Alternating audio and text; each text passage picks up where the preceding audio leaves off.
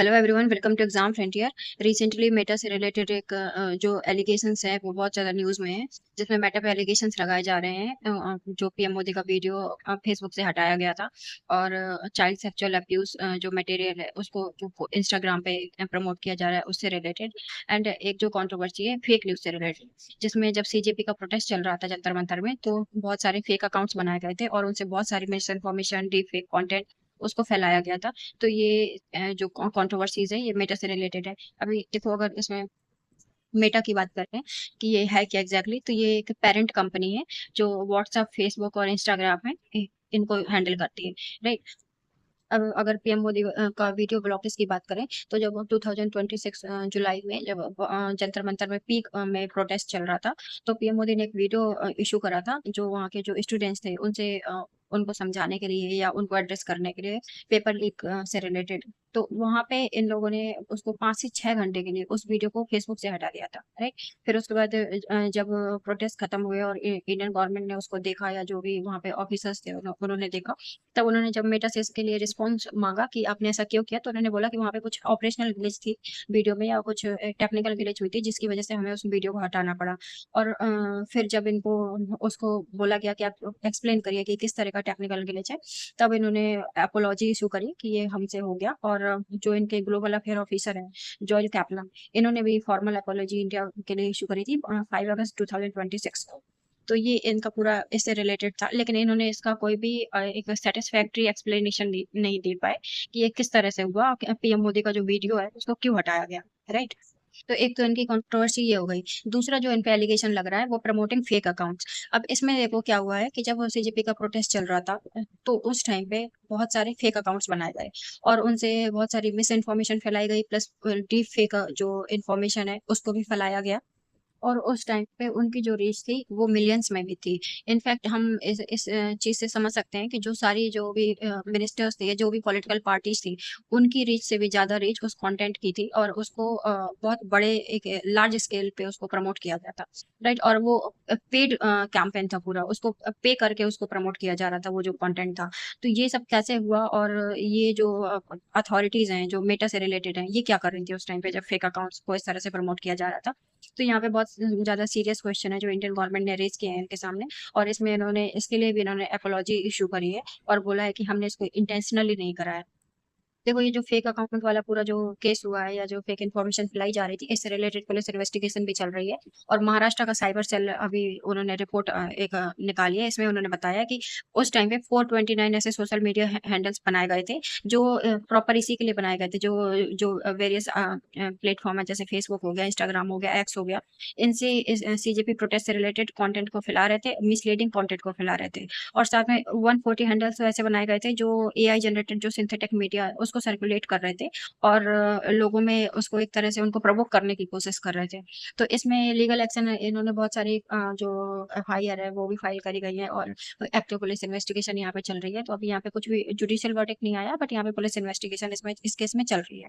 अब देखो, fake news से रिलेटेड अभी 2024 में एक सर्वे किया गया था जिसको यूनेस्को और वर्ल्ड इकोनॉमिक फोरम ने कंडक्ट किया था।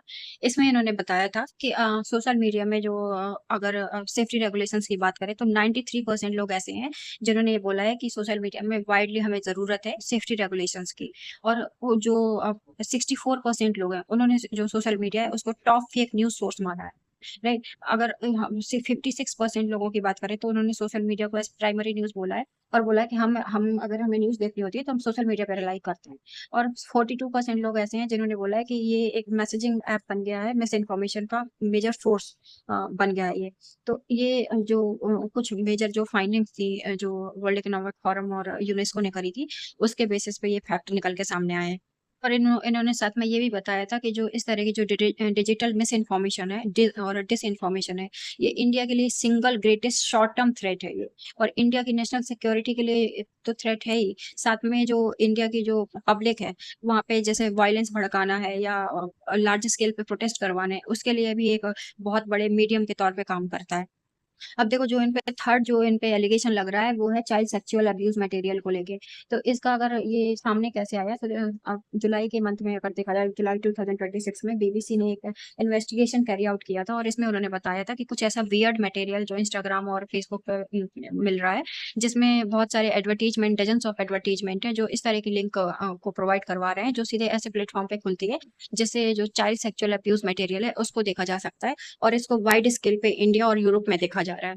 और ये जो लिंक है ये और जो एडवर्टीजमेंट है इनको लगातार प्रमोट किया जा रहा है। तो इसमें इसमें फिर इंडियन गवर्नमेंट ने, जब इसमें बहुत सारी जो अथॉरिटीज हैं जैसे नेशनल ह्यूमन राइट कमीशन है और चाइल्ड राइट बॉडी के, जब ये एक्टिव हुए, फिर गवर्नमेंट ने भी इसको संज्ञान में लिया और उन्होंने नोटिस इश्यू करा था मेटा पर। और उन्होंने इनको बुलाया था और इनसे एक्सप्लेनेशन मांगा था कि ये क्या हो रहा है। तो ये देखो जो ये चाइल्ड सेक्सुअल अब्यूज मटेरियल वाला जो मैटर है, ये जुलाई में जो सीजेपी प्रोटेस्ट है उससे पहले हुआ था, लेकिन बाद में जब इन्होंने पीएम मोदी का वीडियो वाला भी ये एलिगेशन इन पे लगने लगा, साथ में जो ये फेक अकाउंट जिस तरह से बनाया गया और उनको जिस तरह से देखा गया वाइड स्प्रेड लेवल पे, जिस तरह से उनकी रीच बनी और फिर उनको प्रमोट भी किया गया, तो उसके बाद जो इंडियन गवर्नमेंट है उन्होंने बोला था कि if you want to live in India you have to follow the law of the land. Right, अगर आपको इंडिया में रहना है तो आपको इंडिया के लॉ के हिसाब से काम करना पड़ेगा। और साथ में उन्होंने बोला था कि इस बार जो आपका अपोलॉजी है सिर्फ उससे काम नहीं चलेगा, आपको पब्लिकली जो आपके फाउंडर हैं मार्क जुकरबर्ग उनको माफी मांगनी पड़ेगी 3 दिन के अंदर। तो उन्होंने डेडलाइन दी थी कि आपको 3 दिन के अंदर अंदर माफी मांगनी पड़ेगी। साथ में उन्होंने बोला था कि आपको जो कमेटी बनाई गई है इसके लिए एक जिसमें ये सारे मैटर्स को देखा जाएगा, उसके अंदर आपको जो इनके एग्जीक्यूटिव्स हैं उनको समन किया गया था और उनको एक्सप्लेन करना पड़ेगा कि आप इसमें क्या एक्शन ले रहे हैं, आपको अकाउंटेबिलिटी फिक्स करनी पड़ेगी एंड जो भी ऑफिशियल जो भी इसके लिए रिस्पॉन्सिबल उसके खिलाफ आपने क्या किया और आप इसको फ्यूचर में रोकने के लिए आप इसके लिए क्या कर रहे हैं। राइट, तो ये जो इंडियन गवर्नमेंट है वो इसका उसको उनका स्टैंड था। तो इसमें मेटा का क्या रिस्पॉन्स आया है, तो उन्होंने बोला है कि पहले तो उन्होंने जो पीएम मोदी का जो वीडियो ब्लॉक करा था उसको रिस्टोर कर दिया था और उसमें रिग्रेट भी एक्सप्रेस किया था और साथ में जो उनके ग्लोबल सीईओ हैं उन्होंने भी इसमें माफी मांगी थी। दूसरा उन्होंने बोला था कि यहाँ पे कुछ ऑपरेशनल गैप्स थे जिसकी वजह से जो डीप फेक कॉन्टेंट था और हार्मफुल कॉन्टेंट था वो इतना प्रमोट हुआ और उसका इतना रीच बढ़ा, तो उसके लिए भी इन्होंने माफी मांगी है। थर्ड जो इनका था जो चाइल्ड सेक्सुअल अब्यूज मटेरियल है उससे रिलेटेड भी, तो ये तीनों चीजों के लिए मेटा ने माफी मांगी है और साथ में बोला है कि हम फ्यूचर में कुछ एआई सिस्टम ऐसे डेवलप कर रहे हैं जिसकी वजह जिससे इस तरह का जो मटेरियल है उसको पहले ही पता लगाया जा सके और ये या इस तरह के जो इंसिडेंट्स है इनको होने से रोका जा सके। लेकिन देखो इंडियन गवर्नमेंट इससे सेटिस्फाइड नहीं है और उसका भारत सरकार का ये कहना है कि ये जो भी मैटर हुआ है अभी, जो भी सीजेपी प्रोटेस्ट से रिलेटेड हुआ है और जो भी पीएम मोदी का वीडियो वायरल हुआ है, चाइल्ड सेक्सुअल अब्यूज मटेरियल जो भी जिस तरह से उसको फैलाया गया, ये सारे बहुत सीरियस मैटर है और अगर आपने इसके लिए कुछ सीरियस स्टेप्स नहीं लिए तो हम आपका जो सेफ हार्बर है, जो सेक्शन 79 ऑफ आईटी एक्ट के अंदर आपको मिला हुआ है उसको खत्म कर देंगे। राइट, तो ये एक तरह की लीगल इम्यूनिटी है जो जितने भी सोशल मीडिया प्लेटफॉर्म है इनको भारत सरकार ने प्रोवाइड की है, जिसकी वजह से इनको एक तरह से ये जो सेफ हार्बर है ये मिला हुआ है, या बोले कि इनका ये एक सुरक्षा कवच है जो इनको बचा के रखता है बाकी जो भी प्रॉब्लम्स हो डिजिटल प्लेटफॉर्म में उनसे।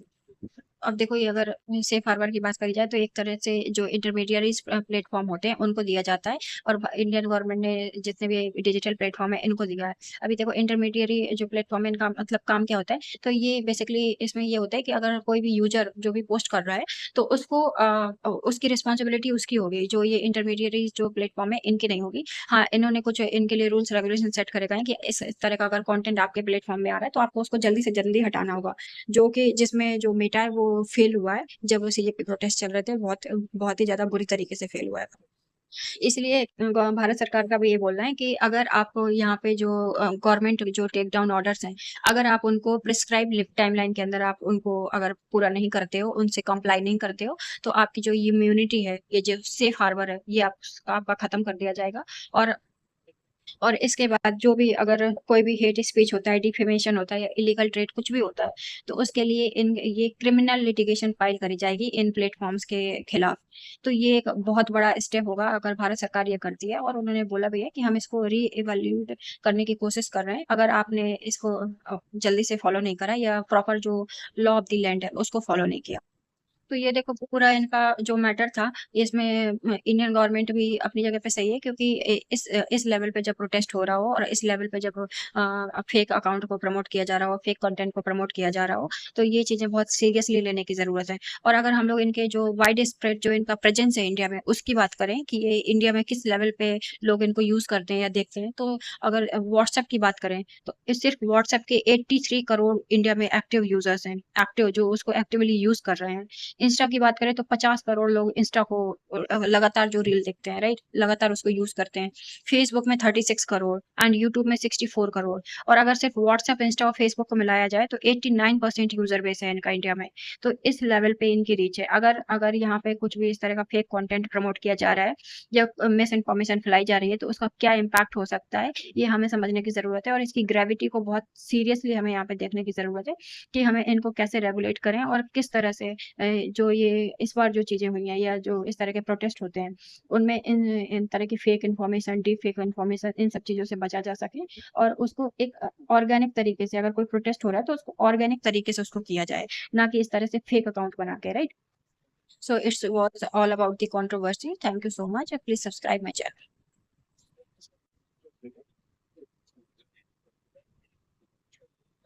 About the controversy.